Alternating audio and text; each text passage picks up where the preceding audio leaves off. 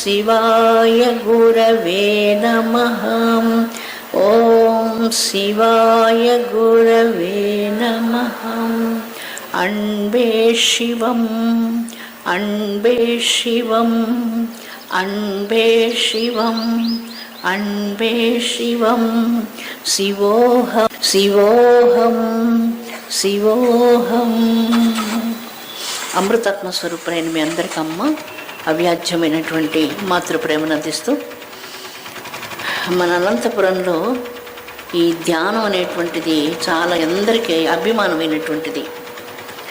అందరూ ఎంతో శ్రద్ధా భక్తులతో, ఈరోజు నేను కొత్తగా వచ్చి మీకు నేర్పించేది కాదు, ఎప్పటి నుంచో ఇది చాలా ప్రీతి కలిగినటువంటిది. అందరికీ అనేక ఆర్గనైజేషన్స్ దగ్గర, అనేక మంది దగ్గర ధ్యాన శిబిరాలు ఇక్కడ జరిగాయి, నేర్చుకుంటున్నారు. మంచి శిక్షణ పొందినటువంటి వాళ్ళు, క్రమశిక్షణతో ఉండేటువంటి భక్తులు. ఇది నిజంగా చెప్పాలంటే ఒక బృందావనం. నిన్నటి సాయంత్రం మనకు జరిగినటువంటి కార్యక్రమంలో ఎటువంటి తొందర చాలా మంచిగా జరిగింది. ఎక్కడైనా ప్రోగ్రాం జరిగినప్పుడు ఎక్కువ తొక్కిసలాటలు జరుగుతుంటాయి, అలా జరగకుండా చాలా మంచిగా జరిగింది. నేను ఒక ధ్యాన శిబిరం లాగా అనిపించింది. సాయంకాలం ప్రోగ్రాం చాలా మంచిగా అనిపించింది. బాగా ఆర్గనైజ్ చేశారు, వాలంటీర్సు, ఆర్గనైజర్సు అందరు మంచిగా ఈ కార్యక్రమం జరిగింది. అనేక ప్రాంతాల నుంచి, బెంగళూరు నుంచి, యుఎస్ నుంచి కొంతమంది, అక్కడక్క అన్ని దగ్గర నుంచి భక్తులు చాలామంది వచ్చున్నారు ఈ కార్యక్రమం. మైసూర్ నుంచి అంత చూడడానికి ప్రోగ్రామ్ని చాలా అద్భుతమైంది. అనంతపురం నేను ఇప్పుడు ఒక కృష్ణుడి బృందావనంగా భావిస్తాను. ఇక్కడ ప్రేమ తప్ప ఇంకొకటి ఏమి ఉండదు నాకు. ప్రతి ఒక్కళ్ళ కళ్ళల్లో, హృదయంలో ప్రేమ మాత్రం చూస్తుంటాం. మనకు నారద భక్తి సూత్రాల్లో భక్తి మనిషి కలిగినప్పుడు భగవంతుడికి పుష్పాలు సమర్పించడం, పూజ చేయడం, గంధం సమర్పించడం, ఫలాలు సమర్పించడం, సమర్పణలు చేస్తూ ఉంటాడు. ఈ భక్తి పరాకాష్ఠకు వెళ్ళినప్పుడు ఆ భక్తి ప్రేమ రూపంగా మారిపోతుంది. ప్రేమలో తనంతానే భగవంతుడికి ఇచ్చేసుకుంటాడు. అది ఆ నేత్రాల్లో కనపడుతుంటుంది ఆ ప్రేమ. అది అనన్యమైనటువంటి ప్రేమ. ఎందరో మహానుభావులు వచ్చి మీకు ఇక్కడ మంచి మంచి విషయాలు నేర్పించి, మంచి ట్రైనింగ్స్ అంతా ఇచ్చినందువలన, మీ హృదయాల్లో మీ పెద్దలు నేర్పించినందువలన చాలా యోగ సూత్రాలు ఉన్నాయి. వాటన్నిటిలో బాగా ప్రాచుర్యంలో ఉన్నటువంటి యోగ సూత్రాలు పాతంజలి యోగ సూత్రం. పాతంజలి మహర్షిని గురించి మీకు అందరికీ తెలుసుంటుంది. ఒక సంక్షిప్తంగా దాని గురించి మాట్లాడుకొని యోగ సూత్రాల్లోకి వెళ్తాం మనం. ఒకసారి భగవాన్ మహావిష్ణువు చాలా త్వరగా ఎక్కడికో వెళుతున్నారు, అర్జెంటుగా వెళుతున్నారు. లక్ష్మీదేవి కూడా స్వామివారితో వెళుతుంది. ఆదిశేషుడు అడిగాడు, స్వామి మీరిద్దరు ఎక్కడికి వెళుతున్నారు? అప్పుడప్పుడు నాకు చెప్పకుండా వెళ్ళిపోతున్నారు, నేను కూడా మీతో రావచ్చు అంటాడు. ఇప్పుడు కాదని వెళ్ళిపోతారు ఇద్దరు. ఇలాగ చాలాసార్లు జరుగుతుంది. అందుకని ఎప్పుడైనా ఎవరైనా రహస్యంగా ఏదైనా చేస్తున్నారంటే ఎక్కడికి వెళుతున్నారు, ఏం జరుగుతుందనేటువంటి ఆతృత మనిషిలో పెరుగుతుంది. ఆదిశేషుడికి కూడా అలాంటి ఆతృత కలిగి ఎక్కడికి వెళుతున్నారు అంటూ ఆ స్వామివారిని చనువు కొద్ది అడుగుతాడు. ఇప్పుడు చెప్పడానికి సమయం లేదని చెప్పి అలా వెళ్ళిపోతున్నారు, ఎప్పుడు చెప్పడం లేదు. ఒకసారి గట్టిగా పట్టుకున్నారు, మేము కూడా వస్తాను మీతో. లేదు లేదు, అక్కడికి రావడానికి వీలుండదు. నేను రావడానికి వీలు లేని ప్రదేశం ఏంటది అంటే, ఈరోజు నటరాజస్వామి నాట్యం జరుగుతుంది, అక్కడ లక్ష్మీదేవి పాట పాడుతుంది, నేను వాయిద్యం వాయిస్తున్నాను. బ్రహ్మ దేవతలందరూ కూడా అక్కడ వాయిద్యాలు వాయిస్తూ స్వామివారు నాట్యాన్ని దర్శనం చేయాలంటే అందరికీ సాధ్యం కాదు, అందరు రాకూడదు అక్కడికని చెప్పేశారు. దాంతో ఏం చేస్తే నేను అక్కడికి రాగలను అంటే, నువ్వు ఈశ్వరుడు కోసం తపస్సు చేయాలి, నీకు ఇప్పుడున్న తపస్సు సరిపోదు అని చెప్పారు. అప్పుడు ఆదిశేషుడు వెంటనే ఒక నిర్ణయం తీసేసుకున్నాడు. కొంతమంది వెంటనే నిర్ణయాలు తీసుకుంటారు, ఆదిశేషుడు కూడా అలాగే తీసుకున్నాడు. నేను వెళ్ళిపోయి నేను తపస్సు చేసి నేను కూడా ఆ నాట్యం చూడాలి, ఏమైనా సరే నేను చూడాలి అనుకొని అతడు నిర్ణయం తీసుకొని నాగలోకానికి వెళ్ళి విష్ణు భగవానుడి కోసం పాన్పుగా ఉండడానికి వేరే సర్పాలను ఏర్పాటు చేసి, పెద్ద సర్పాన్ని, తాను తపస్సుకు వెళ్ళిపోయాడు. ఇలా వెళ్ళిపోయి ఒక 10,000 సంవత్సరాలు తపస్సు చేసిన తర్వాత ఇంద్రుడు ఆయన దగ్గరకు వచ్చి, ఆదిశేష ఏం కర్మ నీకు, భగవంతుడైనటువంటి విష్ణువుకి నువ్వు పడవగా ఒక పాన్పుగా ఉండి నువ్వు ఇక్కడ వచ్చి అడవిలో కూర్చొని కళ్ళు మూసుకొని ఆహారం లేకుండా ఈ యొక్క ఎండకు వర్షానికి తడుస్తూ చలిలో కూర్చొని నీకెందుకు ఇంత కర్మ, వైకుంఠానికి వచ్చేసి ఇవ్వాలి అని చెప్తూ ఇంద్రుడు నిరుత్సాహం చేస్తాడు తపస్సు వద్దనని. చాలా కోపం వస్తుంది, నిగ్రహించుకొని మౌనంగా ఉండిపోతాడు. ఇలా ఒక్కొక్కరు వచ్చి బ్రహ్మ ఇలా ప్రతి ఒక్కళ్ళు వచ్చి తపస్సు వద్దని చెప్తుంటారు. నీకు తపస్సు ఎందుకు, భగవాన్ విష్ణువు ఉన్నారు కదా, నీకు తపస్సు ఎందుకు అంటూ నిరుత్సాహం చేస్తుంటారు. ఆయన చాలా కోపం వస్తుంటుంది, కానీ ఆ కోపాన్ని అదుపు చేసుకొని, మీకు కూడా చాలాసార్లు కొన్ని సందర్భాల్లో కోపాలు వచ్చినప్పుడు అదుపు చేసుకోక తప్పదు. కొన్ని బలహీనంగా ఉండేవాళ్ళు ఇంట్లో వాళ్ళ మీద అరుస్తారు, పెద్దవాళ్ళు ఎవరైనా వచ్చినప్పుడు వాళ్ళ మీద అరవడానికి సాధ్యం కాదు, అప్పుడు మౌనం వహిస్తారు. అలాగే మౌనం వహిస్తూ ఉన్నాడు. ఒకరోజు ఒక ఆయన వచ్చాడు, ఒక ముసలాయన. అప్పటికి దాదాపు 1,00,000 సంవత్సరాల తపస్సు అయిపోయింది, అయినా ఆ తపస్సు పరిపక్వం కాలేదు. అప్పుడు వచ్చి ఆ పెద్ద ఆయన ఏం చెప్పారంటే, ఇంతకంటే అమాయకత్వం ఇంకొకటి ఉండదు, విష్ణు అంతటి వాడిని విడిచిపెట్టి నువ్వు ఎవరి కోసం తపస్సు చేయిస్తూ ఏదో నాట్యం చూడాలని వెళ్ళడం ఇదంతా అవివేకం అనుకుంటున్నాను నేను అని చెప్పగానే కోపం వచ్చి ఒక్కసారి తన పడగతో ఆయన కాటేస్తాడు. ఆ కాటుకి, ఆ పడగ నుంచి వచ్చే బుసలకి, ఆ విషయానికి మనిషి భస్మం అయిపోతారు. ఈ పెద్ద ఆయన మాత్రం ఏం కాలేదు ఆయనకి, ఆయన నిశ్చలంగా కూర్చొని ఉన్నారు. ఒక వృద్ధుడు బ్రాహ్మణుడు చాలా బలహీనంగా ఉన్నాడు, అలాంటి వ్యక్తికి ఏం జరగలేదు. ఎవరు నువ్వు అంటూ అప్పుడు ఆయన, నేను ఎవరైతే తర్వాత చెప్తాను, నీకింతవరకు కోపం తగ్గలేదు కదా, ఎంతకాలం నువ్వు తపస్సు చేశావు? 1,00,000 సంవత్సరాలు. మనకు భగవద్గీతలో మనిషిని నాశనం చేసే దాంట్లో కోపం మొదటిది అని చెప్పబడింది. అది నరకానికి ద్వారంగా చెప్పబడుతుంది. నరకానికి ద్వారం ఏమిటంటే కోపం అని. తర్వాత లోభం, మోహం, ద్వేషం, కామం ఇవన్నీ వస్తాయి తర్వాత. దానికి మొదటి ద్వారం ఏంటంటే ఎంట్రన్స్ కోపం. నువ్వు 1,00,000 సంవత్సరాలు తపస్సు చేసావు, నువ్వు కోపం పోగొట్టుకోకుండా ఈ తపస్సు చేసి వృధా కదా అంటారు ఆయన. ఏడుపు వచ్చేస్తుంది ఆయనకి. నేనేం చేస్తే నా కోపం తగ్గుతుందంటే, నువ్వు అభ్యాసం చేత నీ గుణాలు తగ్గించుకోవాలి. ఎవరు అందగాడు అంటే దేశాల్లో అందాలు ప్రదర్శించడానికి శరీరాన్ని చూపిస్తారు. భారతదేశం అందం అంటే ఏంటంటే అంతఃసౌందర్యాన్ని చెప్పింది. ఎవరి అంతరంగంలో క్రోధం శమించి ఉంటుందో, ఎవరి అంతరంగంలో లోభమోహాదులు ద్వేషాదులు శమించి ఉంటాయో అతడు యోగి అవుతాడు, అతనికి జ్ఞానం కలుగుతుంది. జ్ఞానంతో సదృశ్యమైన సౌందర్యం మరొకటి ఉండదు, అలాంటి సంపద మరొకటి ఉండదు. ఆ జ్ఞానంతో ఈ సర్వానికి ఆధారభూతమైనటువంటి శక్తిని అర్థం చేసుకోగలుగుతాడు. అతడు ఉత్తమోత్తమైనటువంటి బ్రహ్మజ్ఞానాన్ని పొందుటకు అర్హుడు అని చెప్పబడింది.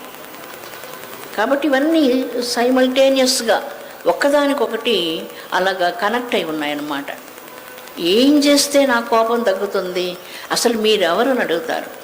అప్పుడు ఈశ్వరుడు ప్రత్యక్షమై, నువ్వు ఆదిశేష 1,00,000 సంవత్సరాల కోపం తపస్సు చేసావు, కోపతాపాలు ఇవన్నీ ఎందుకు నాయనా అని అడుగుతారు.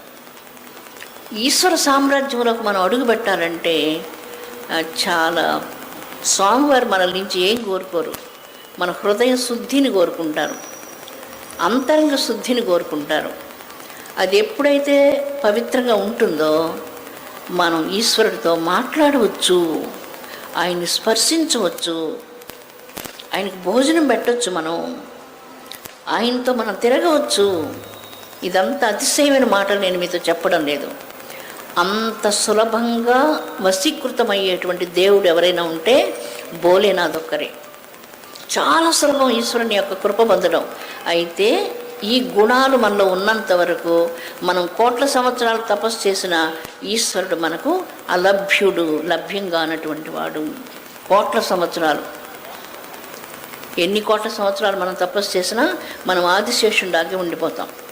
ఈ ఆదిశేషుడికి ఆ నోట్స్ కరెక్ట్ చేసి ఈశ్వరుడు, ఈ కోపం తగ్గించుకొని ఆయన ముక్కు మీద కోపం తగ్గించుకోమని చెప్పేసి వెళ్ళిపోతారు. అలా వెళ్ళిన తర్వాత మళ్ళా తపస్సు ప్రారంభం చేశాడు. అలా చాలా కాలం తపస్సు చేసిన తర్వాత ఆయనకి ఇప్పుడు బాగా శాంతం వచ్చింది. ఎప్పుడు మనకు శాంతం వస్తుందో ఒక్క మంచి గుణం వస్తే చాలా మంచి గుణాలు వస్తాయి. సహనం వస్తుంది.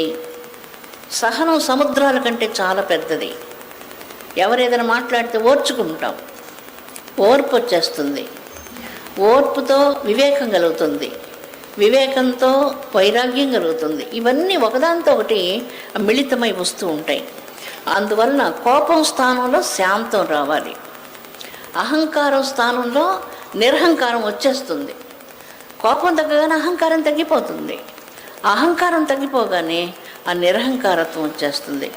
తగ్గిపోతాం, మనం ఎంత అనేటువంటిది వస్తుంది. నేను అది తగ్గిపోతుంది. మనం తిరుమల తిరుపతి దేవస్థానంకి వెళ్తుంటాం. ఎప్పుడన్నా ఆ రష్ ఉంటుంది కదా స్వామి దగ్గర. నేనెవరో తెలుసా అని గొడవ పడుతుంటారు కొంతమంది. ఎవరు నువ్వు, ఎవరైతేమి, కూటికి లేనటువంటి వాడు కోటికి పడగలెత్తిన వాడు, నీ కృపకు ఎప్పుడు సమపాత్రుడు అని పాట పాడతారు స్వామిని. కూటికి లేకపోయినా నేను అక్కడ నిలబడుకున్నా నా మీద ఆయనకు దయ ఉంటుంది.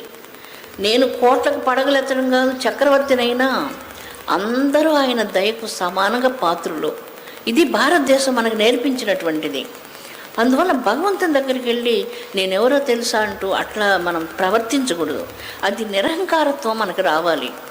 ఈ గుణాలన్నీ ఎప్పుడైతే మనలో ఈ దివ్య గుణాలు ప్రాదుర్భవిస్తాయో వీటికి గుణాతీతులం కావాలి. అదే మనం బిల్వార్చన చేస్తుంది. 3 ఆకులు కోసుకొచ్చి అక్కడ పెట్టడం కాదు. త్రిగుణం త్రిదళాకారం, 3 గుణాలే త్రిదళం. ఆ 3 గుణాలు రజో తమో సత్వగుణాలు ఆ పాదాల దగ్గర పెట్టాలి. గుణాతీతుడు కావాలి, ఈ గుణాలకు అతీతుడు కావాలి. అప్పుడు నువ్వు యోగి అవుతావు. ఇప్పుడు కళ్ళు మూసుకుంటున్నావు అంతే, ధ్యానం చేస్తున్నాం. చాలా ఎలా ఉందంటే బాగుంది, చాలా రకాలు మెడిటేషన్. ఇప్పుడు మెడిటేషన్స్ ఎన్ని లక్షల రకాలు కదా, లక్షల రకాల మెడిటేషన్స్. ప్రతి అబ్బాయిలు మెడిటేషన్ నేర్పించాలి, ఇంకా ఎక్కువ మంది అందరూ నేర్పించాలి. ఇప్పుడు ఆవశ్యకత ఉంది బాగాలాగా.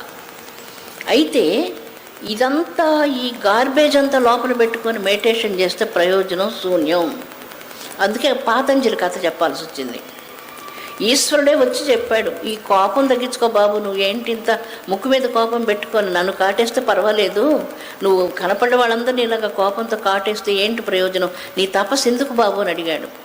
నీ కోపం, ముక్కు మీద కోపం తగ్గించుకో ముందరంటూ బాగా చివాట్లు పెట్టి వెళ్ళిపోయాడు. ఇది మనకు కూడా పాఠం, మనందరికీ పాఠం ఇది.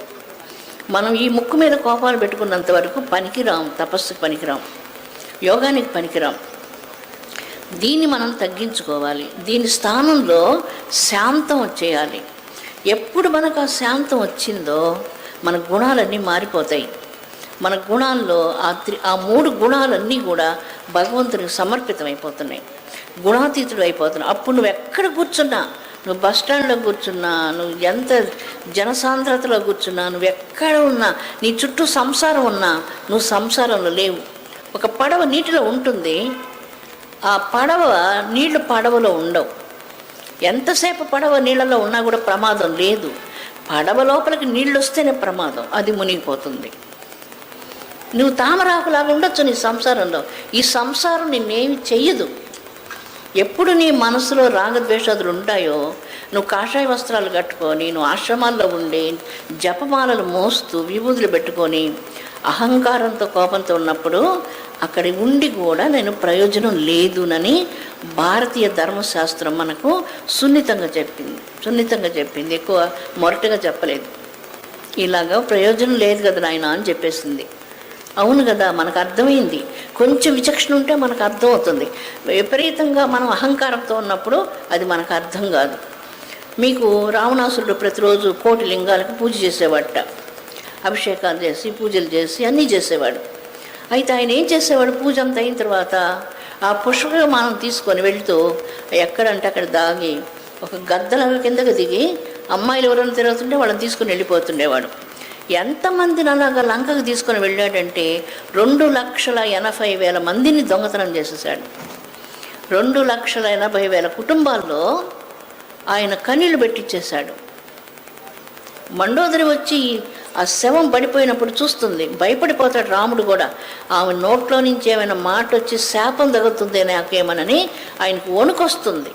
దేనికి భయపడినటువంటి భగవంతుడు స్త్రీ కన్నీళ్ళకి, స్త్రీ ఏదన్నా నొప్పిపడి బాధపడి మాట అంటే అది జరుగుతుందని భయపడిపోతూ ఆ లక్ష్మణుడు, హనుమంతుడు అందరూ ఒక నిలబడుకుంటారు. ఆవిడ వస్తుంది, లోకోత్తర సుందరి, ఆ వరల్డ్ బ్యూటీ అన్నమాట. ఆవిడ అంత సౌందర్యవతి. ఆ వచ్చి రావణాసుడి దగ్గర కూర్చొని, నిన్ను చంపింది శ్రీరాముడు కాదు, నీలో ఉన్న చెడ్డ గుణం నిన్ను చంపిందని చెప్తుంది. ఆ కాము నిన్ను నాశనం చేసింది, రాముడు కాదు నిన్ను చంపిందని చెప్తుంది. అందువల్ల ఏదైతే దుర్మార్గపు గుణాలు మనలో ఉంటాయో అవి మనల్ని, ఏ కట్టెకు నిప్పుంటే ఆ కట్టె ఎలా కాలిపోతుందో మనలో ఉన్న చెడు వ్యసనాలు మనల్ని అలాగా దెబ్బతీస్తాయి. అందువలన భారతదేశంలో ఋషులు మనకు ఉపనిషత్తుల ద్వారా, వేదాల ద్వారా దీన్ని అందించారు. ఆ స్థాయికి మనిషి అందుకోలేరు.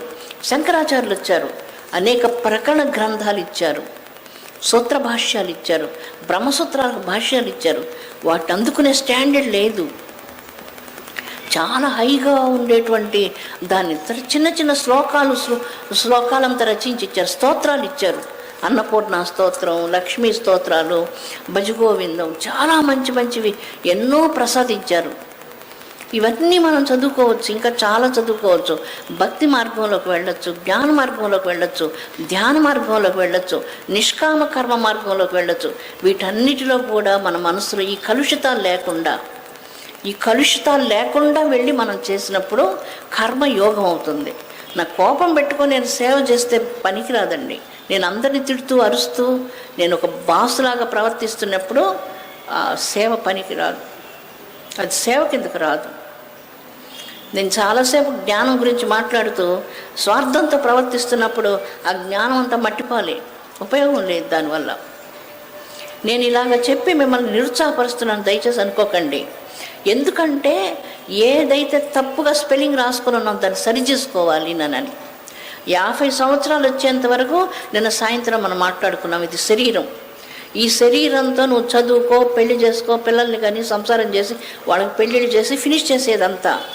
50 సంవత్సరాలు దాటిన తర్వాత దేహం అయిపోయింది, ఇది దేవాలయం అయిపోయింది.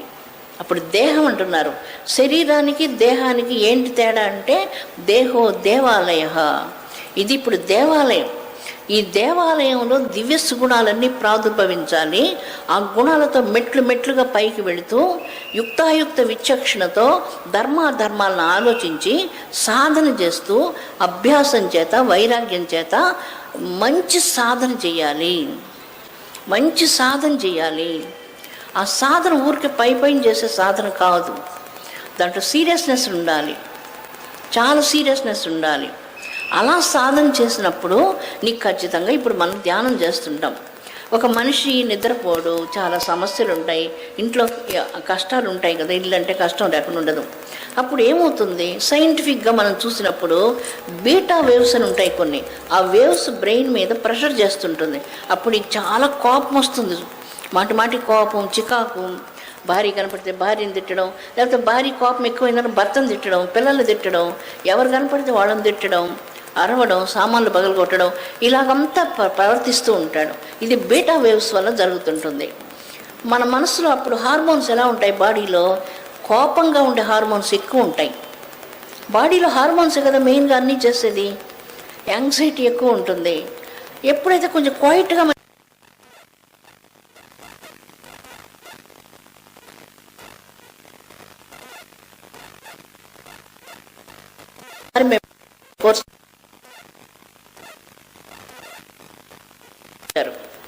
ఆ పిల్లవాడు చాలా మొండిగా ఉన్నాడు, కొంచెం తల్లిదండ్రుల మాట వినడం లేదు. పిల్లలు మంచి పిల్లలే, కొంచెం ఇప్పుడు చదువుకుంటూ గందరగోళంగా ఉన్నారు కదా, మాట వినకుండా ఉంటే నాకు నా వల్ల కాదమ్మా, నువ్వు పెట్టుకో, ఏం చేస్తావు చెయ్యమ్మా అని చెప్పి అక్కడ వదిలిపెట్టి వెళ్ళిపోయారు. ఈ అబ్బాయి క్లాసుల్లోకి రాడు, కూర్చోడు, ధ్యానం చేయడు, ఏది వింటు, టిఫిన్ తినమంటే రాడు, మొండిగా ఉన్నాడనమాట. ఒకరోజు పిలిచాను నేను, నువ్వేం చేయొద్దు, ఒక్క నిమిషం నా దగ్గరికి రా.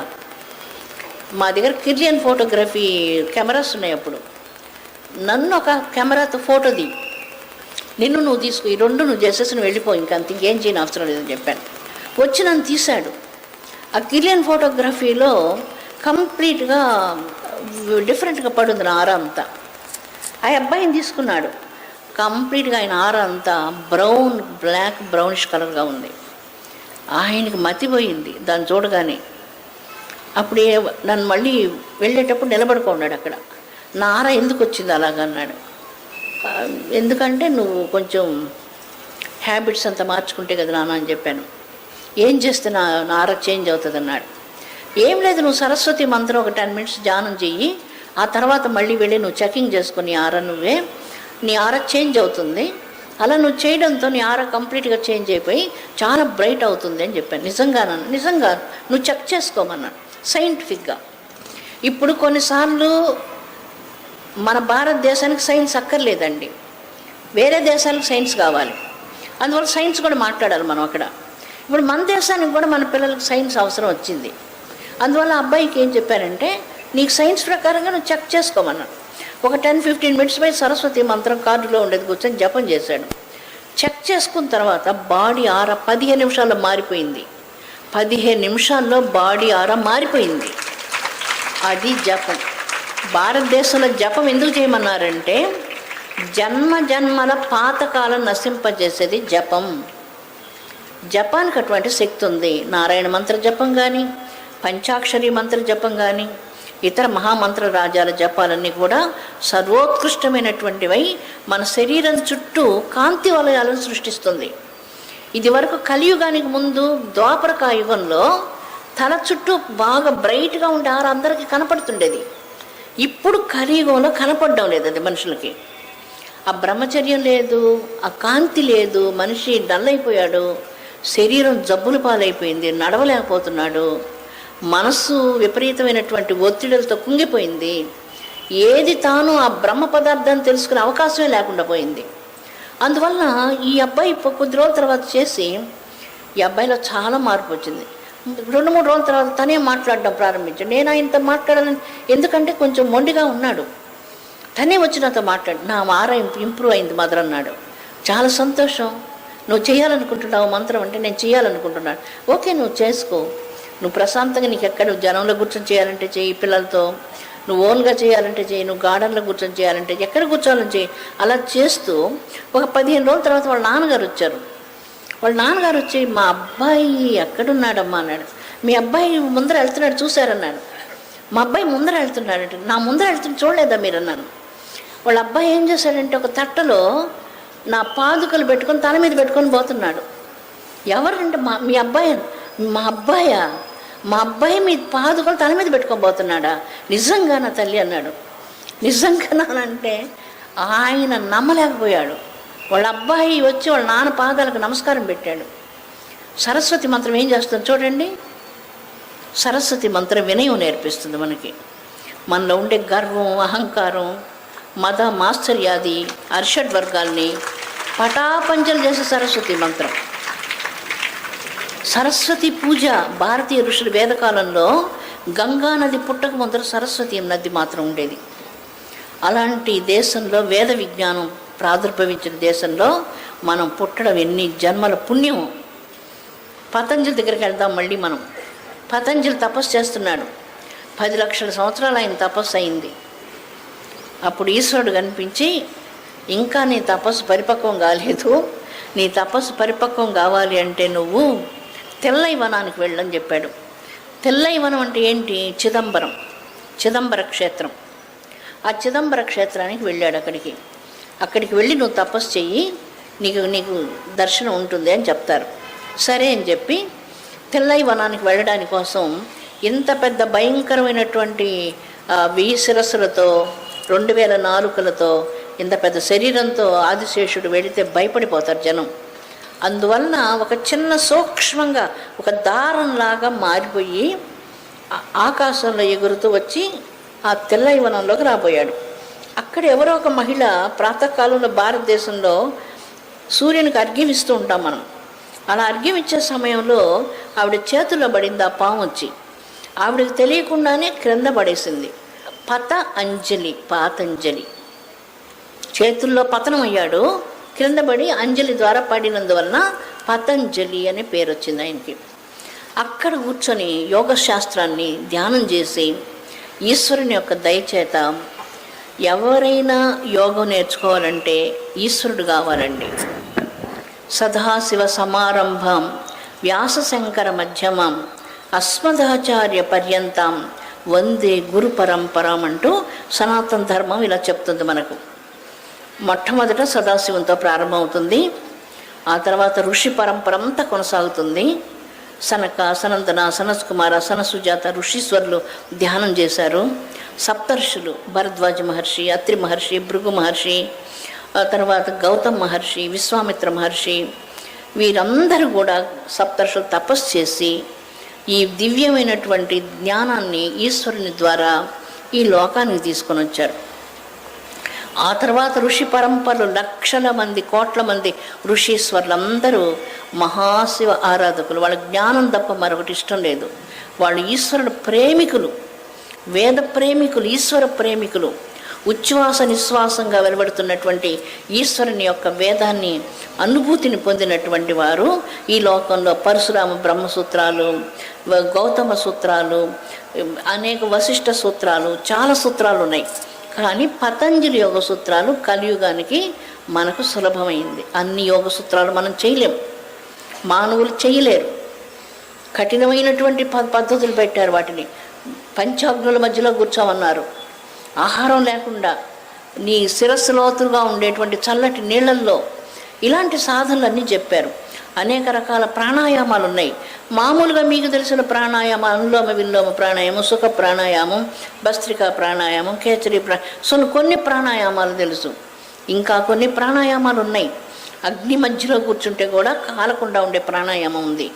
మంచులో కూర్చుంటే కూడా నీ శరీరానికి ఏం కాదు.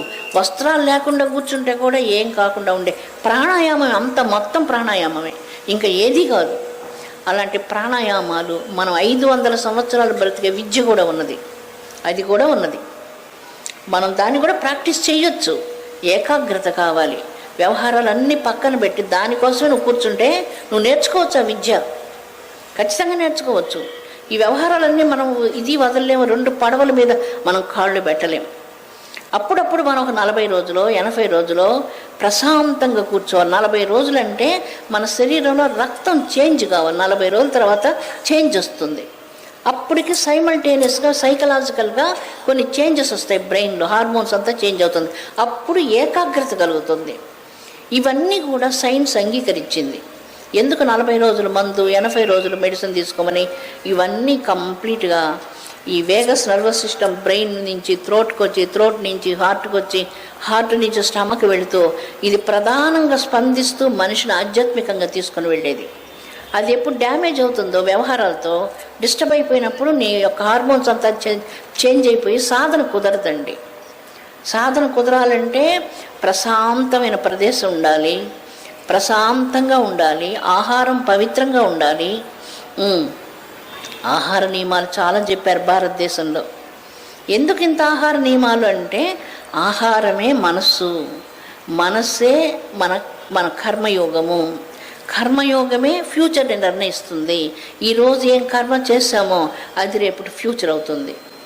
ఈరోజు ఈ నెలలో నేను కరెంటు కట్టలేదు, వచ్చే నెలలో కరెంటు తీసేస్తాడు. ఇప్పుడు చేసిన కర్మ నెక్స్ట్కి ఫలిస్తుంది. ఇప్పుడు మంచి చేస్తే అప్పుడు మంచి అవుతుంది, ఇప్పుడు చెడ్డ చేస్తే అప్పుడు అదే వస్తుంది. ఈ కర్మ సిద్ధాంతాన్ని ప్రపంచం అంగీకరించదో.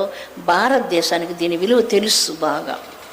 మనకు తెలుసు కర్మ ఏంటో, ఇది ఎంత ప్రభావితం చేస్తుందో. మనం భయపడతాం కర్మకి. ఓ నేను కర్మ తప్పు చెయ్యను, నేను చెయ్యను ఆ తప్పు అని భయపడతాడు మనిషి. కర్మ చాలా బలిష్టమైనటువంటిది. దాన్ని తప్పించుకోవడానికి ఎవ్వరికి తరం కాదు. అయితే భగవంతుని ధ్యానం చేసినటువంటి వాడు కర్మ ఫలితాల నుంచి విముక్తిని పొందవచ్చు. ఇది మీరు దుర్గా సూక్తంలో చదువుతారు. అమ్మవారి పాదం ఇలాగా ఉంటుంది.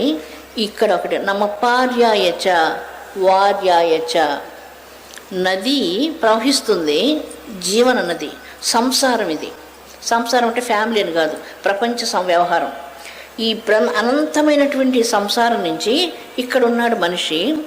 అక్కడికి వెళ్ళాలంటే దీన్ని దాటి వెళ్ళడం సాధ్యం కాలేదు. అనేక కోట్ల కోట్ల కోట్ల జన్మల కర్మల కొండలు కాలాలి. ఈ కొండలు కాలలేదు ఇంకా. దీనికి ఒక చిన్న కథ చెప్తాను కర్మల కొండల గురించి. మనకి హంపీలో విరూపాక్ష స్వామి దగ్గర సన్నిధానంలో మహానుభావులైనటువంటి ఒక శంకరాచార్యులు ఉండేవారు. ఆయన లక్ష్మీ కటాక్షం కోసం ఘోరంగా తపస్సు చేస్తే అమ్మవారు దర్శనం ఇవ్వదు. విసుగెత్తిపోయి సన్యాసం తీసుకున్నారు. సన్యాసం తీసుకొని వెళుతుంటే వెనక ఎవరో నడిచొస్తున్నట్టు కనపడింది. ఎవరని చూస్తే లక్ష్మీ తల్లి వస్తుంది వెనక. ఆయన చాలా కోపం వచ్చింది అమ్మ మీద. నేను అంత ప్రార్థన చేస్తే నాకు కనపడకుండా ఇప్పుడు ఎందుకు నా వెనక వస్తుందనని మాట్లాడకుండా వెళ్ళిపోతుండేవాడు. అయినా కూడా వస్తూ ఉండేది.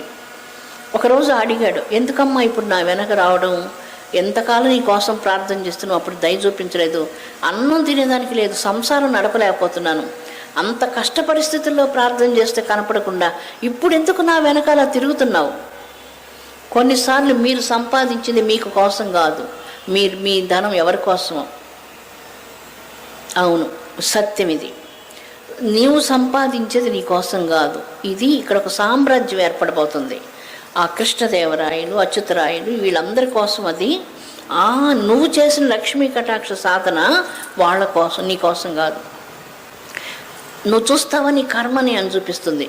అక్కడ కొన్ని వేల కొండలు కాలుతూ ఉంటాయి. అవి ఇంకా పూర్తిగా కాలలేదు, ఇంకా కాలాల్సినటివన్నీ ఉన్నాయి. నువ్వు ఆతుర సన్యాసం తీసుకున్నావని చూపిస్తుంది. ఇంకా ఆయన కర్మల కొండలు కాలుతూ ఉంటాయి. కొండలు కాలాల్సిన కొండలు చూపిస్తుంది అమ్మవారు. అందుకు నీకు నేను సంపద ఇవ్వలేకపోయాను అని చెప్తుంది. ఇది ఒక శంకరాచార్యులకు చెప్పిన మాట ఇది. అందువలన అమృతాత్మ స్వరూపులారా, కర్మ అనేటువంటిది అంత బలిష్టమైనటువంటిది. అందువల్ల మనం ఎప్పుడు ఎవరికి ద్రోహం చేయాలనే బుద్ధి మన భారతీయులకు ఉండదు. మనకెందుకుంటుంది? ఏం ద్రోహం చేస్తాం? చిన్న సంసారంలో కష్టపడుతున్నావు, పని చేస్తున్నావు, నీ కుటుంబాన్ని పోషించడమే నీ కష్టంగా ఉంది. నువ్వెవరికి వెళ్ళి ద్రోహాలు చేస్తావు? ఎవరిని వెళ్ళి మోసం చేస్తావు? ఎవరి కొంపల్ని మనం ద్రోహం తలపెడతాం? మనం చేయమలాంటి పనులు. మనకట్లాంటి ఆలోచన కూడా రాదు ఎటువంటి పరిస్థితుల్లో. మనం కష్టపడుతున్నాం, దైవానుగ్రహాన్ని కోరుకుంటున్నాం. ఆ దైవానుగ్రహం ఉంటే చేసిన కర్మలన్నీ సుతరసి తరసే నమః. ఆ పాదం అమ్మవారు అలా పెడుతుంది. ఆ పాదం పట్టుకొని నువ్వు అవతలికి వెళ్ళిపోతావు అంతే. ఈ పాదం పెద్ద బ్రిడ్జ్ లాగా ఉండి సంసార సాగరాన్ని అవలీలగా దాటించి వేస్తుంది. ఇది దుర్గా సూక్తం చెప్తుంది. నువ్వు శరణాగత దీనాతుడివై భగవంతుని ప్రార్థించు. ఆయన అమ్మ అని చెప్పు, నాయన అని చెప్పు, లక్ష్మి అను, ఈశ్వర అను, విష్ణు అను, ఏ పేర్లతో పెట్టి పిలిచినా అది ఒకటే. మీకు ఈ ఒక సూక్తం ఉంది గణేష్ అథర్వ సూక్తంలో. దాంట్లో చెప్తారు అథర్వ సూక్తంలో ఆ గణేశుని గురించి చెప్తూ, త్వం బ్రహ్మస్త్వం విష్ణుస్త్వం రుద్రస్త్వం ఈశ్వరస్త్వం ఇంద్రస్త్వం అగ్నిస్త్వం వాయుస్త్వం సూర్యస్త్వం చంద్రమాస్త్వం బ్రహ్మ భూర్భువస్వరాపవో. నువ్వే ఇంద్రుడివి, చంద్రుడివి, అగ్నివి, వాయువు, ఈశ్వరుడివి, సకల చరాచర బ్రహ్మాండ కోట్లంత వ్యాప్తమైనటువంటి గాయత్రి శక్తివి, పరబ్రహ్మానివి, నిరాకారమైనటువంటి ఓంకారానివి, సప్త వ్యాహృతుడివి, సర్వానివి నీవే, నీవు బ్రహ్మానివి అని చెప్పాడు. గణేశుడు అంటే ఊరికినే ఒక తొండంతో ఉండి మనం రోడ్లో పెట్టుకునేటువంటిది కాదు. రోడ్లను కూడా పవిత్రం చేయాలని చెప్పి బాలగంగాధర్ తిలక్ గారు రోడ్లలోకి తీసుకొచ్చారు గణేశుడిని. ఈ రోడ్లంతా అపవిత్రం అయిపోయాయి చాలా సంవత్సరాలు. ఆ బ్రిటిష్ టైంలో ఇవన్నీ అపవిత్రం అయిపోయినాయి. రోడ్లంతా మనుషులు ఈడ్చుకోపోవడం, చంపడం అన్నీ చేస్తారు. కాబట్టి రోడ్లు కూడా పవిత్రం కావాలని దేవుళ్ళని రోడ్లలో పెట్టుకొని పూజ చేస్తాం. అందుకు పూజ చేస్తాం మనం దేవుళ్ళని. అందువల్ల ఈ దేశం, ఈ మట్టి, ఈ గాలి, ఈ నదులు, ఈ యోగాలు, ఈ ఆహారం, ఈ మనుషులు అంత ధర్మంతో ఉండేటువంటిది. ఇదంతా పరమ పవిత్రమైనటువంటిది. ఎక్కువగా భారతీయులకు చెప్పాల్సిన అవసరం లేదు. మీరందరూ దాంతో పుట్టి వచ్చారు ఇక్కడికి. కొత్తగా నేను తీసుకొచ్చేది ఏం లేదు. We born with that inclination. మనం దాంతో పుట్టామంతే. ఎందుకు నేను పుట్టానంటే నేను ఇవన్నీ అనుభవించడానికి పుట్టలేదు, నేను భగవంతుడిని అనుభవించడానికి పుట్టానంటాడు. నాకు ఇంక ఇవన్నీ అక్కర్లేదు. ఏముంది నీ కోసం? నా కోసం ఏం లేదు ఈ లోకంలో. I'm not for anything in this world. నాకేమొద్దు ఈ ప్రపంచంలో, నాకు భగవంతుడు ఒక్కడే కావాలంటాడు భారతీయుడు. అతడు భారతీయుడు. అతడి సంసారం గొడవ ఇదంతా ఉంటే కూడా అతని మనస్సు భగవంతుడిని కోరుకుంటుంది. మీరందరూ భగవంతుడిని కోరుకుని ఉదయాన్ని ఇక్కడికి వచ్చి కూర్చున్నారు. అందరు కూడా చాలామంది రావాలనుకో ఉండొచ్చు, అవకాశం లేదు, ఆరోగ్యాలు బాగుండవు, ఇంట్లో పరిస్థితులు బాగుండవు. వాళ్ళందరూ కూడా చల్లగా ఉండాలని మనం ప్రార్థన చేద్దాం. ఎక్కడ ఉంటే కూడా అందరూ బాగుండాలని మనం కోరుకుందాం. మనం ఇక్కడికి వస్తేనే వాళ్ళు బాగుండాలి, లేకపోతే బాగుండకూడదని కాదు. మీరు ఎక్కడ ఉంటే కూడా, నేను ఎక్కడ ఉంటే కూడా మనం అందరం బాగుండాలి. ఈ సమస్త చరాచర ప్రపంచం అంతా, భారతీయులు ఏం చెప్పారు, లోక సమస్త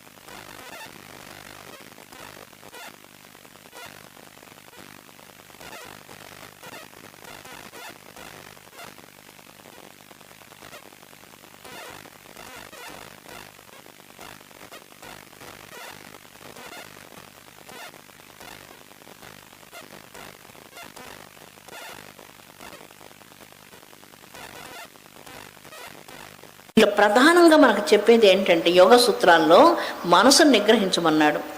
అర్జునుడి ప్రశ్న అడుగుతున్నాడు, మనసు నిగ్రహించడం కష్టంగా ఉంది కృష్ణ అన్నాడు. అవును, చాలా కష్టం. అది మనసు నిగ్రహించడం కష్టం, కానీ కొన్ని ప్రాణాయామాలు ఉన్నాయి.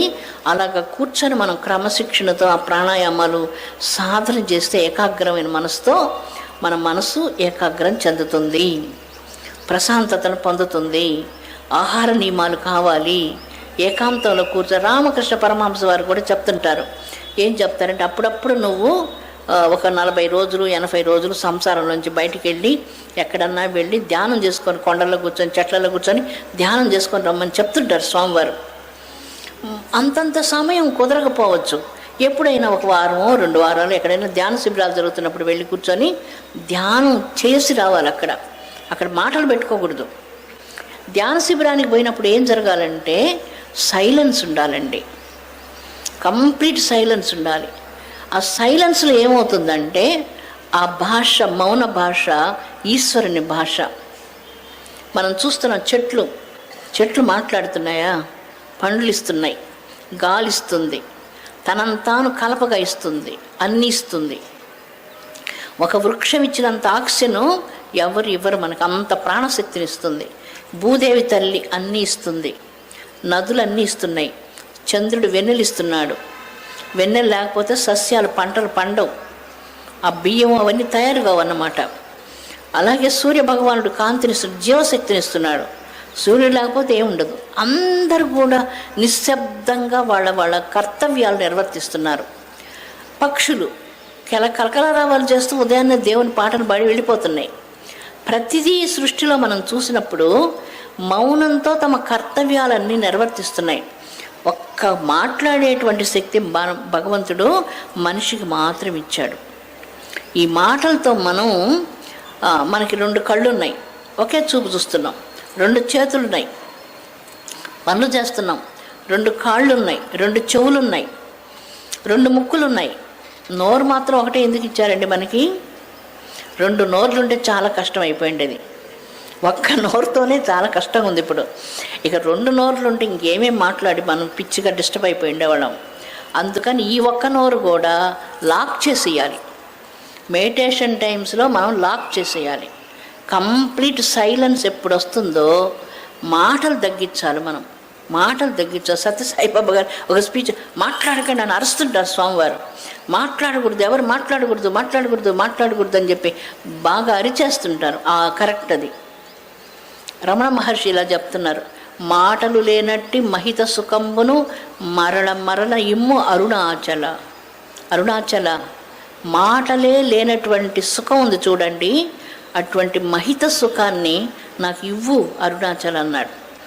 మనం తిరువణామలైకి వెళితే నమశివాయ శబ్దం వినపడదండి మనకు. అక్కడ ఏం వింటాం మనం? అక్కడ అరుణాచల వింటాం. అరుణాచలకి నమశివాయకి ఏంటి తేడా? చాలా తేడా ఉంది. నమశివాయ శివ పంచాక్షరి మంత్రం, ఇది జ్ఞాన పంచాక్షరి మంత్రం. ఇది యోగ పంచాక్షరి మంత్రం, శివ పంచాక్షరి. అరుణాచల జ్ఞాన పంచాక్షరి. యోగం చేయడం వల్ల జ్ఞానం కలుగుతుంది. అందువలన మనం 3 కోట్ల సార్లు నమశివాయ జపం చేస్తే ఏ పుణ్యం వస్తుందో ఒక్కసారి అరుణాచల అని చెప్తే ఆ పుణ్యం వస్తుంది. ఇది ఎవరు చెప్తున్నారు? సుబ్రహ్మణ్య స్వామి చెప్తున్నారు స్కంద పురాణంలో. 3 కోట్ల సార్లు శివ పంచాక్షరి మహామంత్ర జపం చేస్తే ఏ పుణ్యం నీకు వస్తుందో ఆ పుణ్యం నీకు ఒక్కసారి అరుణాచల అంటేనే వస్తుంది. శ్రీశైల శిఖరం దృష్ట్వా పునర్జన్మన విద్యతే కాశ్యాంతు మరణాన్ముక్తి స్మరణాత్ అరుణాచల. అద్భుతమైనటువంటిది శ్లోకం. మనం శ్రీశైలానికి వెళ్ళి దర్శనం చేస్తే ముక్తి లభిస్తుంది. ఈ శ్రీశైలంలో సహస్రార చక్రంలో ఆత్మస్వరూపాన్ని సాక్షాత్కరిస్తే మోక్షం లభిస్తుంది. కాశ్యాంతు మరణాన్ముక్తి, ఇది కాశీ. ఈ క్షాణానికి వచ్చి ఆజ్ఞాచక్ర స్థానానికి వచ్చి ప్రాణశక్తిని అక్కడి నుంచి మనం బయటికి పంపిస్తే మోక్షస్థితి లభిస్తుంది. అరుణాచలాలను స్మరిస్తే ఎక్కడ కూర్చొని స్మరించిన, పాతాళంలో కూర్చొని స్మరించిన, అంధకారంలో కూర్చొని స్మరించిన, అజ్ఞానంతో స్మరించిన, ఎంత పాపాత్ముడై స్మరించిన 3 కోట్ల సార్లు పంచాక్షరి మంత్ర జపం చేసిన పుణ్యం లభించి మోక్ష స్థితి లభిస్తుందంటూ అరుణాచలుడు చెప్తున్నాడని సుబ్రహ్మణ్య స్వామి చెప్పిన మాటలు ఇవి. అందుకని మనం యోగం చేద్దాం, ధ్యానం చెయ్యండి. ధ్యానం అంటే నాకు చాలా ఇష్టం అండి. నాకు ఇష్టమైంది అదొక్కటే. భోజనాలు ఏందంత ఇష్టం ఉండదు, ధ్యానం చాలా ఇష్టం ఉంటుంది. ధ్యానం చేయాలంటే దానికి ఒక మంచి మానసిక పరిస్థితి కావాలి. మాటలు తగ్గాలి, వ్యవహారం తగ్గాలి, చాలా క్వైట్, బాడీ లాంగ్వేజ్ అంతా చేంజ్ అయిపోయి ఉండాలి, వినయం రావాలి, ప్రాపంచిక వ్యవహార విషయాశక్తి తగ్గాలి, భగవంతుని మీద అపారమైనటువంటి ప్రేమ అనురక్తి కలగాలి. ఇవన్నీ కలిగి ధ్యానం చేస్తే ఖచ్చితంగా ఈ జన్మ మన మోక్షం పొందడానికే మనం ఈ లోకానికి వచ్చామని మనకు అర్థమైపోతుంది. నేను వచ్చింది ఇక్కడ ఈ పని కోసం కాదు. మీరు ఎక్కడైనా బాడీ ఫిట్నెస్కి వెళ్తారు, ఒకే రోజులో నువ్వు విపరీతంగా ఎక్సర్సైజ్ చేస్తే నీ ఒళ్ళంతా కరిగిపోదు, సమయం తీసుకుంటుంది. ఒక వ్యాపారం ప్రారంభం చేస్తారు, వ్యాపారం చేస్తే ఈ రోజే నువ్వు కోటీశ్వరుడు కాలేవు, మిలియనర్ కాలేవు, టైం తీసుకుంటుంది. అలాగే ఒక తోటలో మనం చిన్న చిన్న మొక్కలు పెట్టాం, మర్నాడు వెళ్ళి పండు కోసుకోవడానికి వెళితే కుదరదు, సమయం పడుతుంది. 5 సంవత్సరాలు 4 సంవత్సరాలు పడుతుంది ఆ చెట్లు పండడానికి. యోగం చేసేటప్పుడు కూడా మనసు స్థిరత్వం పొందాలి, ఏకాగ్రత రావాలి, ప్రసన్నమైనటువంటి అంతరంగా ఉండాలి, రాగద్వేషాదులు తగ్గాలి. ముఖం మీద వచ్చి ఉమ్మేసినా కూడా ఎందుకు అనేటువంటిది కలగాలి, కానీ కోపం రాకూడదు. మనం ఆదిశేషుల్లాగా ఉగ్రంగా అరుస్తూ అలాంటిది ఉండకూడదు. ఆ సహనం ఎప్పుడు మనకు వస్తుందో అప్పుడు యోగానికి మనం సరిపోతున్నామని అర్థం. అలాగా సరిపోవాలి మనం యోగానికి. ఖచ్చితంగా భారతీయులైన మీరు యోగం చేయకపోతే ఎవరు చేస్తారండి? మీరే కదా దానికి అర్హత కలిగినటువంటి వాళ్ళు. ప్రపంచంలో అందరూ చేస్తున్నారు యోగం, మంచిదే, అందరూ చేయాల్సిందే. కానీ ఏ దేశంలో యోగాలు పుట్టాయో యోగేశ్వరుడు, యోగ సామ్రాట్టు, మహాయోగేశ్వరుడు అయినటువంటి మహాదేవుడు ఈ దేశ పురుషులకి యోగాలంతా ఎందుకు నేర్పించారు? అందరు అడుగుతారు, మీ దేశంలోనైనా మాకు నేర్పించరా అంటే, ఇది ఒక పెద్ద హాస్పిటల్ లాంటిది. ఇక్కడ డాక్టర్లను తయారు చేసి అన్ని దగ్గరకు పంపిస్తారు. ఎక్కడెక్కడ జబ్బులు ఉన్నాయో ఈ డాక్టర్లంతా వెళ్ళి నేర్పించి ఆ జబ్బులు బాగా నయం చేస్తారు. అలాగా ఇక్కడి నుంచి ఎంతోమంది మహానుభావులు, వివేకానందులు, ప్రభుపాద స్వామి, చాలామంది స్వాములంతా, చిన్మయానంద స్వామి, మహానుభావులంతా దేశాలకు వెళ్ళి వాళ్ళకంతా ఏమేమి జబ్బులు ఉన్నాయో భక్తితో, జ్ఞానంతో ఆ జబ్బులన్నీ నయం చేశారు. అందుకని ఇది హాస్పిటల్ లాంటిది. ఇక్కడ ట్రైనింగ్ తీసుకొని డాక్టర్, పెద్ద డాక్టర్ ఎవరు? బిషజే ఈశ్వరుడు, పెద్ద డాక్టర్. ఆయన భార్య కూడా పెద్ద డాక్టర్. వాళ్ళ కుటుంబం అంతా పెద్ద డాక్టర్ల కుటుంబం. ఈరోజు మనం స్వామివారికి సంబంధించినటువంటి 10 నిమిషాల్లో దక్షిణామూర్తి స్తోత్రాన్ని గురించి కొన్ని మాటలు మనం మాట్లాడుకుంటాం.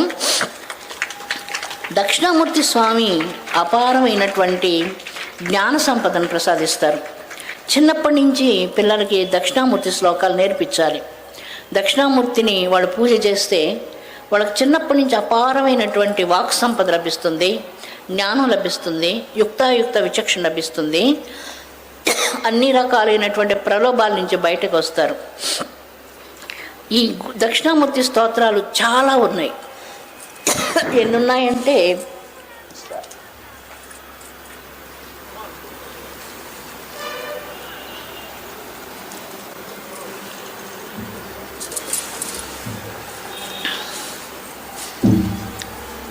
చాలా స్తోత్రాలు ఉన్నాయి. అనేక స్తోత్రాల్లో చాలా శ్రేష్టమైనటువంటిది. ప్రపంచంలో చాలా ఫిలాసాఫికల్ యూనివర్సిటీలు ఉన్నాయి కొన్ని. ఆ ఫిలాసఫీ డిపార్ట్మెంట్స్లో శంకరాచార్యులు వారి ఫిలాసఫీని రీసెర్చ్లు చేస్తుంటారు. మొదటిసారి మేము లండన్కి వెళ్ళినప్పుడు ఒక స్పీచ్ అక్కడ శంకరాచార్యులు వాళ్ళ యొక్క డిపార్ట్మెంట్లో దక్షిణామూర్తి స్తోత్రం గురించి మాట్లాడమని అడిగినప్పుడు దీని గురించి అక్కడ మాట్లాడాను నేను. ఆక్స్ఫర్డ్లో, కేంబ్రిడ్జ్లో, వీటన్నిటిలో శంకరాచార్యులు వారి ఫిలాసఫీని చాలా చేస్తున్నారు. అలాగే కొలరాడో యూనివర్సిటీలో ఎక్కువ శంకరాచార్యుల ఫిలాసఫీ, భారతదేశం యొక్క ఈ యొక్క వేదాలు వాటన్నిటి మీద చాలా రీసెర్చ్లు చేస్తుంటారు. ఎక్కువ శంకరాచార్యులు అంటే ప్రపంచానికి చాలా ఇష్టం. అద్వైతం నేర్పించినందువల్ల చాలా వరకు ప్రపంచం శంకరాచార్యుల వారిని కోరుకుంటుంది. ఈ డిపార్ట్మెంట్స్లో దీని మీదే రీసెర్చ్లు జరుగుతుంటాయి. మెయిన్గా దక్షిణామూర్తి స్తోత్రాల మీద రీసెర్చ్లు జరుగుతుంటాయి. మొట్టమొదటి శ్లోకం, యో బ్రహ్మాణం విదదాతి పూర్వం యో వై వేదాంచ ప్రహిణోతి తస్మై తంహ దేహిమాత్మబుద్ధి ప్రకాశం ముముక్షుర్వై శరణం అహం ప్రపద్యే.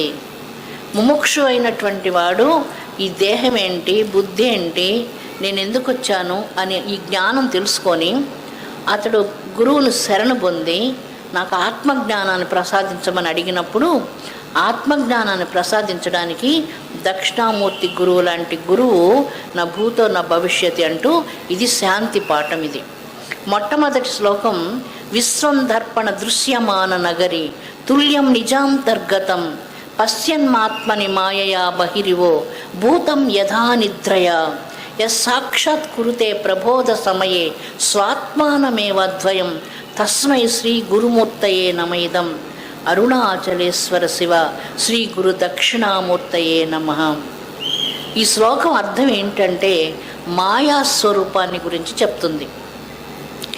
ఏది మనం చూస్తున్నామో అది మారిపోతూ ఉంది, మార్పు చెందుతూ చెందుతూ చెందుతూ మరణిస్తుంది. చిన్నప్పుడు మనం చాలా చిన్న బిడ్డగా ఉన్నాం. ఒక 5 సంవత్సరాలకి చిన్న బిడ్డ శరీరం మారిపోయి ఇంకొక శరీరం వచ్చింది. 10 ఏళ్ళకి ఇంకొక శరీరం వచ్చింది. 16 ఏళ్ళకి ఇంకొక శరీరం వచ్చింది. 30 ఏళ్ళకి ఇంకొక శరీరం వచ్చింది. మన పాత ఫోటోలన్నీ చూసుకుంటుంటే అప్పుడు ఎంత బాగున్నాం, ఇప్పుడేంటి ఇలా అయిపోయామనిపిస్తుంది. కాబట్టి ఇలాగా మన శరీరం మారిపోతూ మారిపోతూ ఒక రోజుకి ఈ శరీరం రాలి పడిపోతుంది. రాలి పడిపోయిన దానికి చెట్టు ఏడవకూడదు. మళ్ళీ ఆ స్థానంలో మరి ఒక చిగురాకు పుడుతుంది. ప్రకృతి నియమం ఇది. అందుకని ఈ మాయాస్వరూపాన్ని వర్ణిస్తూ ఇక్కడ ఏం చెప్తున్నాడంటే, ఈ విశ్వం అద్దంలో చూసినటువంటి దృశ్యం లాంటిది, ఇది మారిపోతుంది. ఇదే పర్మనెంట్గా ఉండాలని కోరుకోకు, దీని వెనక ఏది అని చెప్తున్నాడు. సూక్ష్మంగా మాట్లాడాను నేను. ఎక్కువగా ఏంటంటే దీని గురించి మాట్లాడాలంటే ఒక్కొక్క శ్లోకం మనం ఒక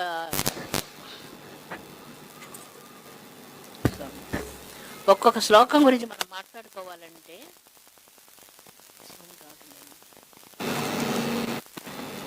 చాలా సమయం పడుతుంది. సూక్ష్మంగా మనం మాట్లాడుకుందాం. మాయా స్వరూపాన్ని గురించి మొదటి శ్లోకంలో వర్ణించాడు. మనం ఎంత మాయలో ఉన్నామో ఈ మాయ నుంచి మనం బయటకు రావాలి అని చెప్తుంది. రెండవ శ్లోకంలో బీజస్యాంతరివాంకురో జగదిదం ప్రాగ్నిర్వికల్పం పునః మాయాకల్పిత దేశకాల కలన వైచిత్ర చిత్రీకృతం మాయావీర విజృంభయత్యపి మహాయోగేవ యస్వేచ్ఛయా తస్మై శ్రీ మమ గురుమూర్తయే నమ ఇదం అరుణాచలేశ్వర శివ శ్రీ గురు దక్షిణామూర్తయే నమః. ఇక్కడ మనకు డాక్టర్ దగ్గరికి వెళ్ళాం. ఆ డాక్టర్ ఏం చేశారంటే జబ్బు చెప్పేశాడు. ఈ జబ్బు ఉందండి నీకని చెప్పాడు. రెండో శ్లోకంలో చెప్తున్నాడు, నీకు పూర్తిగా మాయ తగులుకొని ఉంది, నీకు జబ్బు నిర్ధారణ అయిపోయింది, నీకు మాయ చాలా ఎక్కువగా ఉంది, నీకు పెద్ద ప్రాబ్లంలో ఉన్నావు నువ్వు అని చెప్పి జబ్బు నిర్ధారణ అయింది. ఇక్కడ మనకి జబ్బు ఏంటో తెలిసిపోయింది. జబ్బు తెలిసిపోయినప్పుడు ఏం చేయాలి మనం? నాకు జబ్బు ఉందని తెలిసిన తర్వాత ఏం చేయాలి? జబ్బు నయం చేసుకోవాలి. మనకు జబ్బు ఉందని తెలిసింది, మనం జబ్బు నయం చేసుకోలేకపోతున్నాం. మూడో శ్లోకంలోకి వెళితే ఒక్కొక్క డిపార్ట్మెంట్లో వెళుతున్నారు. కళ్ళు బాగాలేకపోతే ఒకరి దగ్గర, గుండె బాగాలేకపోతే ఒకరి దగ్గర, అలాగా. ఇక్కడ పెద్ద డాక్టర్ ఆయన వైద్యో బిషక్ అంటుంది రుద్రం, పెద్ద డాక్టర్ ఆయన పాదాలు పట్టుకుంటే మాయను తొలగిస్తాడు. ఒకవేళ ఆయన పాదాలు పట్టుకోవడం తెలియకపోతే మాయకు కారణమైనటువంటి తల్లి పాదాలు పట్టుకున్నప్పుడు తల్లి కూడా మాయను తొలగిస్తుంది. అందువల్ల చికిత్స ఎలా చేయాలి, ఏం చేయాలి, చికిత్స మార్గం ఏంటనే దాన్ని మూడో శ్లోకం చెప్తుంది. యస్త్వైవ స్ఫురణం సదాత్మకం అసత్కల్పార్థకం భాసతే సాక్షాత్ తత్వమసీతి వేదవచస. వేదాల్లో ఉన్నటువంటి తత్వమసీతి పదాలు, ఈ పెద్ద పెద్ద పదాలకి వేదాలు అర్థాలు నిన్న పండితులు చెప్తున్నారు కదా. ఏం చెప్తున్నారు? నా మంత్రం నో యంత్రం తదపి జానో స్తుతి మహో. నాకు స్తోత్రం చేస్తే తెలీదు, మంత్రం తెలీదు, వేదం తెలీదు, జ్ఞానం తెలీదు, పూజ తెలీదు, నాకు ఏమి తెలియదు. శ్రీచక్రం, పంచదశాక్షరి మంత్రం, షోడశాక్షరి మంత్రం, పాదుకాంత దీక్ష ఇత్యాదులు నాకు ఏమీ తెలియదు, నాకు ఏం తెలియదమ్మా. అమ్మాను నేను పిలవడం ఒకటి తెలుసు అంటే అమ్మవారు సంతోషపడి దానికే తప్పకుండా నీకు బాగు చేస్తానంటుంది. అందుకని మూడో శ్లోకంలో చికిత్సకు మార్గం తెలిసింది, ఏం చేయాలి అనేటువంటిది డాక్టర్ దగ్గరికి వెళ్ళి మనం నిలబడుకున్నాం. అక్కడ ఏం చెప్తున్నారంటే, ఏ విధంగా మట్టి పాత్ర తీసుకుంటే మట్టి పాత్ర చేయగానే సరిపోలేదు, దాన్ని కాల్చాలి, నిప్పుల్లో పెట్టి మట్టి పాత్రను కాల్చాలి. కాల్చేటప్పుడు మంట పడుతుంది కదా, చాలా మంట పడుతుంది, అది ఓర్చుకోవాలి మట్టి పాత్ర. ఈ ట్రీట్మెంట్ అప్పుడు ఓర్చుకోవాలి, కష్టాలు ఓర్చుకోవాలి. మనం కష్టాలు వస్తున్నాయని మనం ఏడవకూడదు, బాధపడకూడదు. ఇవి మనల్ని సంస్కరించడానికి వచ్చాయి. ఒక రాయి శిల్పంగా మారాలంటే చాలా దెబ్బలు తినాల్సిందే. ఒక బంగారం అద్భుతమైన ఆభరణంగా మారాలంటే అగ్నిలో కాలాల్సిందే. ఒక మట్టి పాత్రగా తయారు కావాల్సిందంటే అగ్నిలో కాలాల్సిందే. ఒక బీజం, ఒక మర్రి విత్తనం చిన్నదిగా ఉంటుంది, అదే చెప్పాడు ఇక్కడ. బీజస్యాంతరివాంకురో జగదిదం, చిన్న మర్రి గింజలాగా ఉన్నటువంటి దాంట్లో తిమ్మమ్మ మర్రిమాన్ అంత పెద్దది ఎలా వచ్చింది? ఎంత పెద్ద మర్రిమాన్ మన డిస్ట్రిక్ట్లోనే ఉంది కదా, అంత పెద్ద చెట్టు ఎలా వచ్చింది? ఆ విత్తనం ఎంతది? ఆ చెట్టు అంత పొటెన్షియాలిటీ ఆ చెట్టులో ఎలాగా విత్తనంలో ఉన్నది? అలాగే ఓంకారంలో అనంత కోట్ల బ్రహ్మాండాల ఆకాశంలో చూసే గెలాక్సీలు, మిల్కీవేలు, బ్రహ్మాండాల కోట్ల కోట్ల కోట్ల కోట్ల బ్రహ్మాండాలన్నీ కూడా ఆ చిన్న మర్రి విత్తనం ఎలాగా పెద్ద వృక్షం వచ్చిందో, ఆ ఓంకారంలో నుంచి ఈ బ్రహ్మాండపు కోట్లు 1/4 మాత్రమే చూస్తున్నారు. 3/4 ఇంకా లోపలే ఉన్నాయి.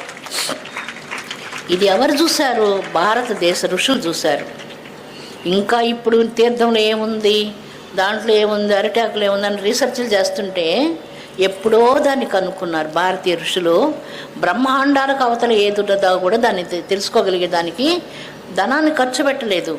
ఈ కన్ను తెరిచి తెలుసుకున్నారు. ఈ కన్ను తెరిచేది ఎలాగా? ఈ కన్ను తెరిచే దానికోసంగా ప్రతిరోజు తిలకం పెట్టారు మనకి. ఈ తిలకం మనం పెట్టుకోకూడదు అనే పద్ధతితో అనేక మతాలు తిలకాన్ని తిరస్కరించి ఆ పీనియల్ గ్లాండ్ని ప్రతిరోజు తాకేది, స్పర్శించేది పోగొట్టుకున్నారు వాళ్ళు. ప్రతిరోజు మనం దాన్ని తాకడంతో ఏమవుతుంది? స్విచ్ ఆన్ చేస్తున్నాం ప్రతిరోజు మనం. దానివల్ల పీనియల్ గ్లాండ్ యాక్టివేట్ అవుతూ ఆ మూడవ కన్ను తెరుచుకునేదానికి అవకాశం కలుగుతుంది. దాని సరైన సాధనగా చేయగలిగితే మన మూడవ కన్నును మనం తెరవచ్చు. సృష్టి రహస్యాన్ని మనం చూడవచ్చు. భగవంతుని పాదార విందాన్ని మనం దర్శనం చేయొచ్చు. ఇది మనకు ఈ శ్లోకం తెలియజేస్తుంది. యస్త్వైవ స్ఫురణం సదాత్మకమసత్ కల్పార్థకం భాసతే సాక్షాత్ తత్వమసీతి వేదవచస. వేదాల్లో చెప్పిన తత్వమసీతి, తత్వం అసి, ఈ తత్వాన్ని మనం దర్శనం చేయొచ్చు అని చెప్తుంది. మనకు చికిత్సకు వెళ్ళాలి. మనం ఎక్కడికి వెళ్ళాలి? మాయ ఆవరించింది. మాయ ఎట్లా ఆవరించిందంటే ఒక పెద్దగా ఒక షల్లులాగా ఆవరించి సీతాకోక చిలక ఏ విధంగా దాని లోపల కూర్చొని ఉంటుందో అలాగా మేము కూర్చొని ఉన్నాము. మాయ ఆవరించింది మాకు. నేను, నాది అని అహంకారం, గర్వం, మమకారం, క్రోధం ఇత్యాదులన్నీ మమ్మల్ని ఆవరించున్నాయి. ఇవి నశించినంత వరకు భగవంతుని ప్రకాశాన్ని మేము దర్శించలేము. మాకు ఆత్మజ్ఞానం కలగదు, సాధన రాదు అని చెప్తున్నాడు. నానాచిద్రఘటోదర స్థిత మహాదీప ప్రభాభాస్వరం జ్ఞానం యస్యదు చక్షురాధికరణం ద్వారా బహిస్పందతే జానామేత తమేవ బాంతమనుబాత సమస్తం జగత్తు తస్మై శ్రీ గురుమూర్తయే నమైధం అరుణాచలేశ్వర దక్షిణామూర్తయే నమః. ఓ అరుణాచల, మమ్మల్ని ఆవరించింది మాయ. మేము చీకట్లో కూర్చొనున్నాం, వెలుగు మాకు కనపడడం లేదు. ఆ వెలుగులోకి నువ్వే తీసుకురావాలి అంటూ ఈ శ్లోకంలో ప్రార్థన చేస్తున్నాం. మీరందరికీ తెలుసు, మనకి రాహువు సూర్యునికి అడ్డుగా వస్తుంది.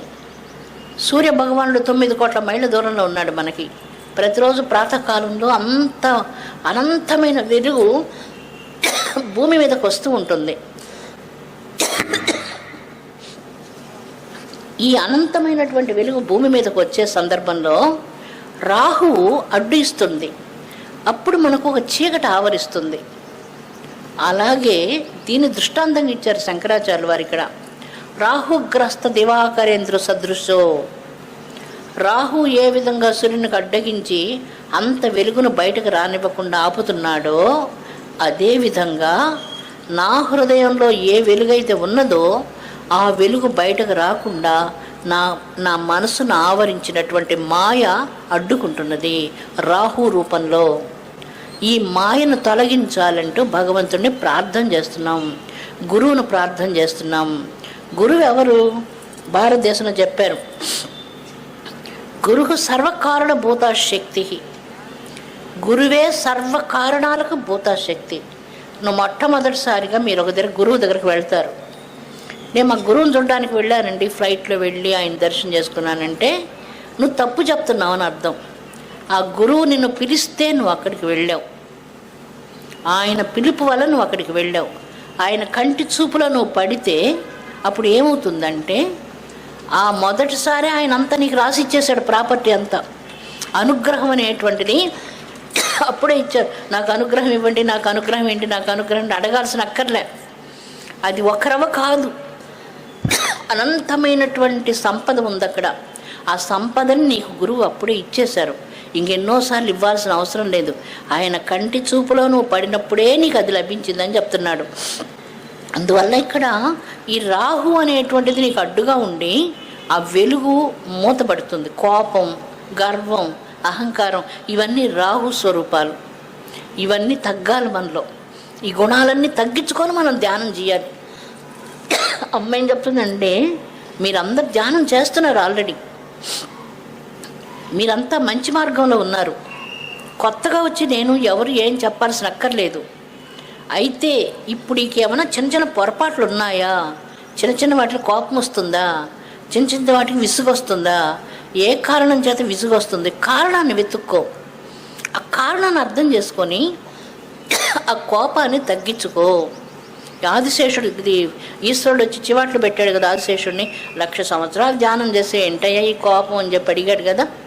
అలాగా దీన్ని నీకు నువ్వే అడిగి, ఇప్పుడే నీకు నువ్వే దీన్ని ఇప్పుడు అడిగి, ఎందుకు ఈ కోపం?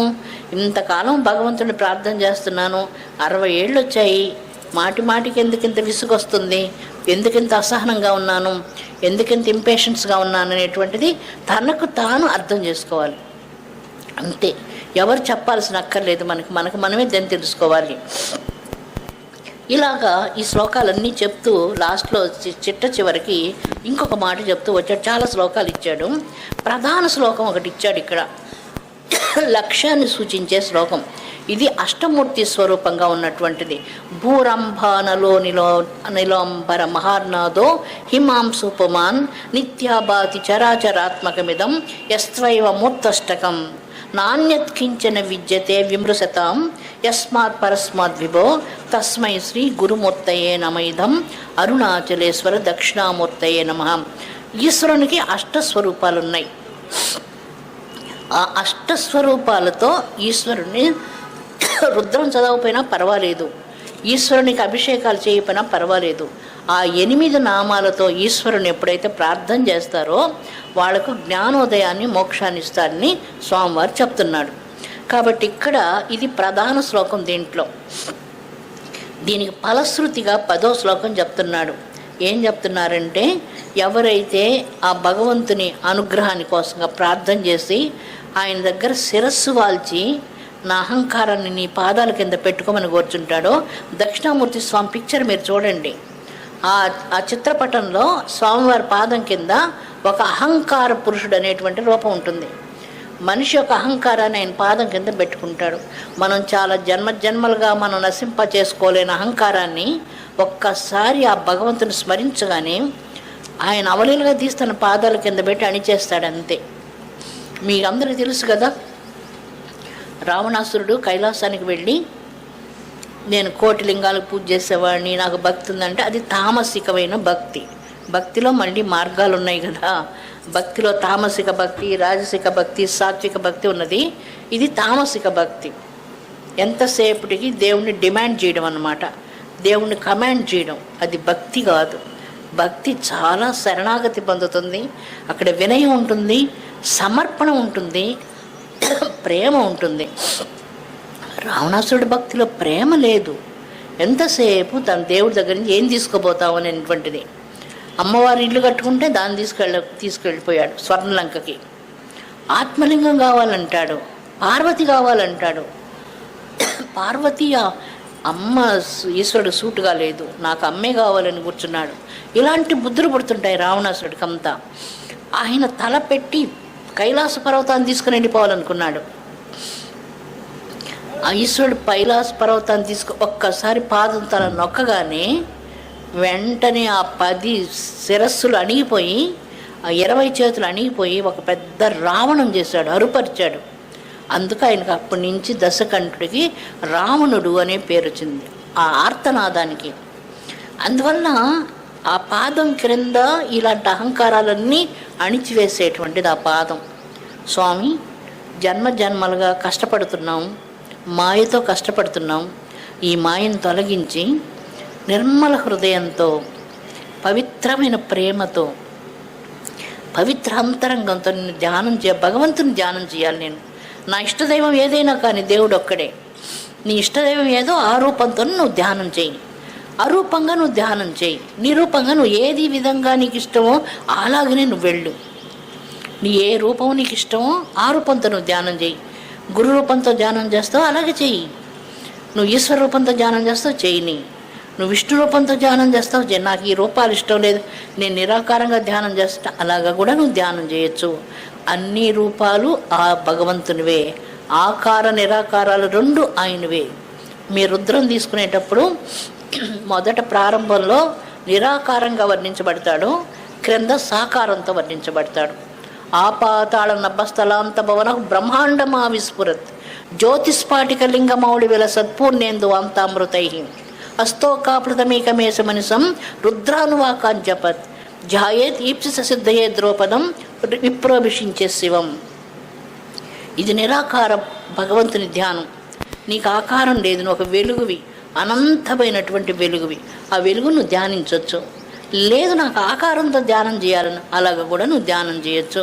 బ్రహ్మాండ వ్యాప్త దేహ బసిత హిమరుచ భాసమాన భుజంగై కంఠే కాళ కపర్ద కలిత శశికళ చండ కోదండ హస్త త్రక్ష రుద్రాక్షమాల సులలిత వపుస శాంభవ మూర్తిభేద రుద్రశ్రీ రుద్రసూక్త ప్రకటిత విభవా నాకు ప్రయచ్చంతు సౌఖ్యం. ఇలాగా కూడా నువ్వు స్వామిని ధ్యానం చేయొచ్చంటూ స్వామివారిని గురించి అద్భుతమైనటువంటి సాకార రూపంతో కూడా మహాదేవుని మనం ప్రార్థన చేయొచ్చు. ఇక్కడ ఇంకొక అద్భుతమైనటువంటి శ్లోకం ఇచ్చాడు. జనన మరణ దుఃఖాలను నశింపజేసేది ఎవరు? ఆ స్వామి ఉనికి ఎక్కడుంది? ఆ జనన మరణ దుఃఖాలను నశింపజేసే స్వామి ఉనికిని గురించి ఇక్కడ మాట్లాడుతున్నాడు. వటవిటపిన సమీపే భూమి భాగే నిషణ్ణం సకల ముని జనానాం జ్ఞానధాతారమారాతుం త్రిభువన గురుమీసం దక్షిణామూర్తి దేవం జనన మరణ దుఃఖచ్ఛేద దక్షం నమామి. దక్షుడు అంటే చాలా ఎఫిషియన్సీ ఉన్నవాడని అర్థం. దక్షత కలిగినటువంటి వాడు, ఏమైనా చేయగలిగిన వాడు. దక్ష ప్రజాపతికి అన్ని ఎఫిషియన్సీస్ ఉండి కూడా ఆయన మాయలో పడిపోయాడు. అందువల్ల ఆయన తల చెడిపోయింది. ఆ చెడిపోయిన తల తీసేసి ఆయనకి మేక తల పెట్టాల్సి వచ్చింది. ఇక్కడ అద్భుతమైనటువంటి శ్లోకంలో ఎవరి గురువు అంటే త్రిభువనం గురుమీసం, అన్ని బ్రహ్మాండాలకు అన్ని లోకాలకు గురువు అయినటువంటి ఈ త్రిభువన గురువు అయినటువంటి ఈ దక్షిణామూర్తి స్వామి పాదాలను మేము ఆశ్రయిస్తున్నాము. అందువలన ఈ స్వామి ఎక్కడున్నాడంటే వటవిటపిన సమీపే, ఒక అద్భుతమైనటువంటి వటవృక్షం ఉన్నది ఒక అరుణాచలంలో. ఇది చాలా పెద్ద పెద్ద మర్రి ఆకులు కలిగినటువంటిది. ఆ చెట్టు క్రింద కూర్చొని ఋషులందరూ పరివేష్టించి ఉండగా ఆ చెట్టు క్రింద కూర్చున్నటువంటి ఆ స్వామి పాదపద్మాలను ఈ త్రిభువనాలకు గురువైనటువంటి దక్షిణామూర్తి స్వామిని మేము ఆశ్రయిస్తున్నాము. ఆయన ఏం చేస్తాడంటే మా జననాలు మరణాలు, ఇప్పుడు వరకు మేము కోట్ల జన్మలెత్తాం, కోట్ల సార్లు మరణించాం, మళ్ళీ జన్మిస్తాం, మళ్ళీ మరణిస్తాం, ఇంకా మాకు చాలు, ఈ జనన మరణ సంసార చక్రం నుంచి మాకు విముక్తి ప్రసాదించమని మేము వేడుకుంటున్నామంటూ ఈ శ్లోకంలో వచ్చాడు. చిత్రం వటతరోర్మూలే వృద్ధా శిష్యాహం గురోర్యువ గురోస్తు మౌనం వ్యాఖ్యానం శిష్యాస్తు చిన్న సంశయాహం. ఈ గురువు మాట్లాడడం లేదు, మౌనంతో ఉన్నాడు. భగవంతుని ధ్యానం చేయాలంటే మౌనం కావాలని ఇక్కడ సూచిస్తూ ఉన్నారు స్వామి. అందువల్ల మౌనం వ్యాఖ్యానం, మాట్లాడతారు, మౌనంతోనే మాట్లాడుతున్నారు. ఈ గురువు యొక్క ఆ మౌన ధ్యానాన్ని నేర్చుకుంటున్నారు శిష్యులంతా. సనక సనందనాథులు, ఋషీశ్వరులు, సప్తర్షులు, వేలాది మంది ఋషీశ్వరులు అందరు స్వామి దగ్గర కూర్చొని ఆయన యొక్క ఇది నేర్చుకుంటున్నారు. నమ ప్రణవార్థాయ శుద్ధ జ్ఞానైకమూర్తయే